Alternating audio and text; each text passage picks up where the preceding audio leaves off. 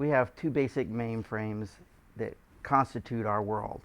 The Z900, as we affectionately call the 2084-105, the Z900 box runs ZOS 1.4 and a whole slew of applications. His MIPS, if you want to consider it MIPS, they're very approximate. There's about 985 MIPS. The second mainframe we have is a 9672. We run VM on that operating system, as an operating system on that platform. And so almost all of our reports for our upper management all originate on that machine and are processed by that machine.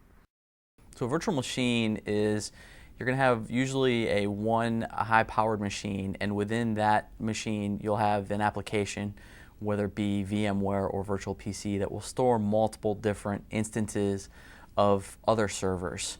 And within that you can have just a couple, or you can have a few, or you can have several different machines within one machine. And it's generally used for server consolidation, and you're going to use it to get rid of the mass amount of servers that we have in the raised floor. We're going to use it to save money. It's going to be more cost efficient as well. VM is a virtual machine, and his basic goal in life is to pretend that he can handle multiple operating systems concurrently running on the same box. In practice, if you don't run multiple operating systems, and we don't, it means that I can have, if you will, a separate environment for each and every user that looks like he's got his own little world to play in. Compare that to ZOS, for example, where we give him his own piece of memory, but we have almost all the other components in common, both above him and below him, in common, and force him to play by rules because there are others in the sandbox. Whereas in VM, he doesn't really have any rules. If he doesn't like where he's at, he can IPL the machine in the middle of the day and nobody cares. We started back about four to 5 years of putting consolidation down as taking redundant print servers and making them ones or two. Say if we had, in Oakland we had 6 print servers, we made them 2. We didn't need 6. We look at application servers that can consolidate. Those are rather easy consolidations. You're able to take multiple systems that support a number of people and put them down to 1 or 2 more powerful systems was considered easy consolidation. We still look at that every year. We have built a triangular shape in the core of our data network. We had a situation several years ago now where the offices were having difficulty getting into San Antonio. Based upon, again, our triangulation design, our triangle design, we were able to route traffic because our connection into San Antonio was impaired. We were able to route traffic into Oakland, and then from Oakland it came through what we in the network define as the back door from Oakland to San Leandro to San Antonio. So we were able to continue to communicate to the offices.